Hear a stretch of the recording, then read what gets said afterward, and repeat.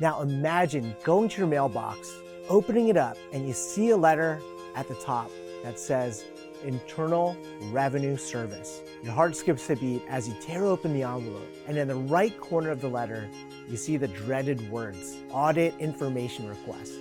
Well, looks like you've been audited by the IRS. Shoot, what do you do? Honestly, audits can be scary, but they don't have to be.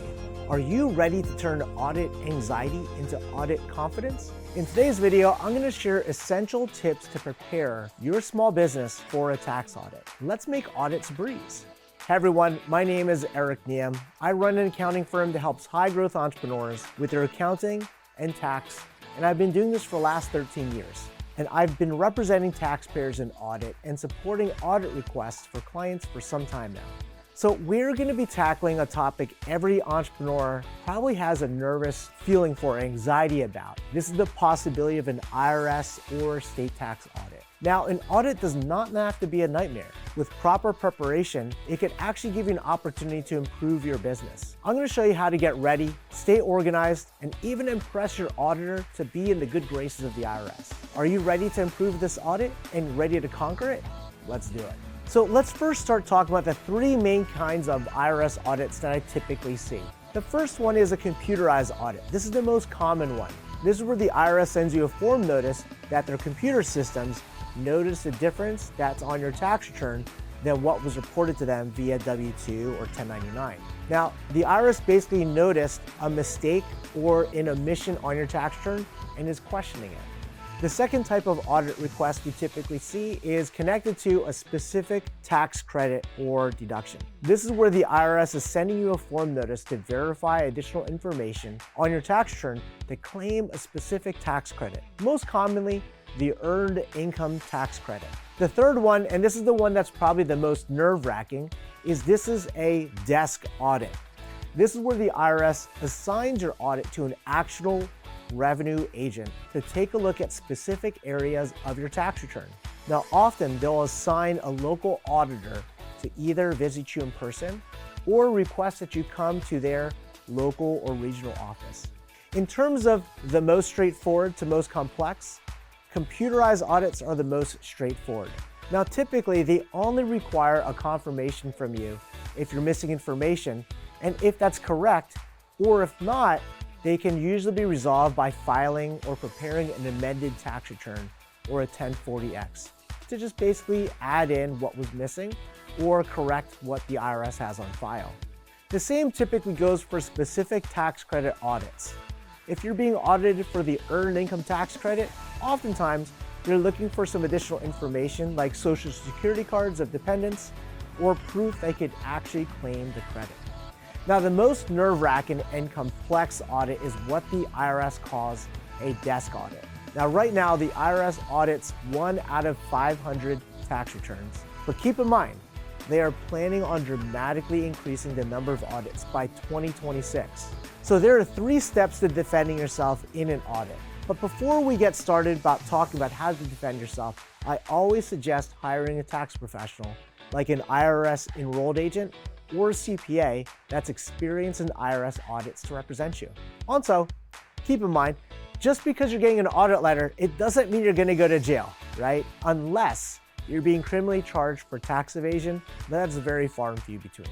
Now, first, you're gonna wanna look at the notice date and the due date of the letter. Now, the IRS has timelines that they clearly spell out on the front page of every IRS letter.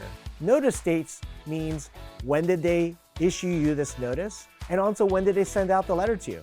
Now, the due date is incredibly important. That is the date that they require you to respond, either a written response, a phone-in response, or a visit to the IRS. If you don't respond by that due date or ignore the letter, the IRS will escalate to more and more extreme steps, all the way up to potentially a bank levy, a garnishment, or even court action.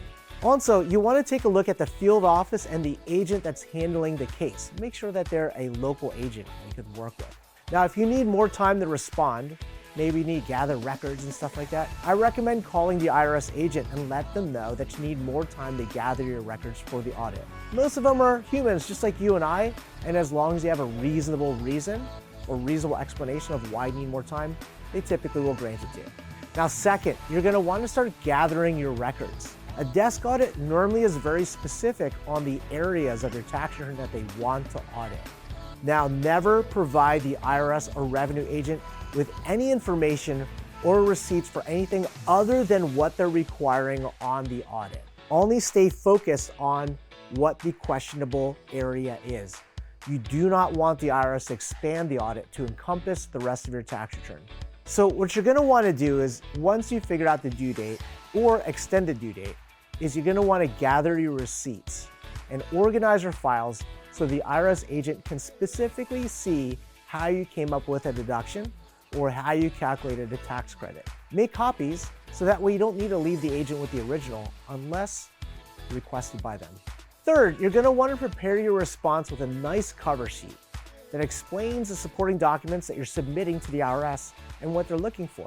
You want to make this as easy for the IRS agent as possible to look at what the gap is, figure out how you came up with the answer. It's like in math, right? When you were in math class, your teacher always said, show your work.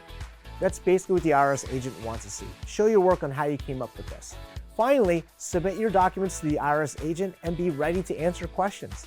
It may be done over the phone or through fax, sometimes even in person.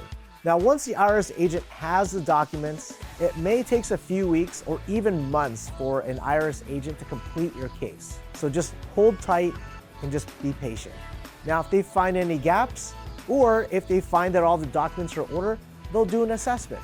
Now, if your documents are in order and the IRS closes out the case because you provide them with everything they need and everything matches up, oftentimes you'll get a no change report, and that is the best. If you're missing stuff and the IRS closes out the case, sometimes they'll have a change report that says this is what the additional tax is due, or maybe a different thing that they're looking for.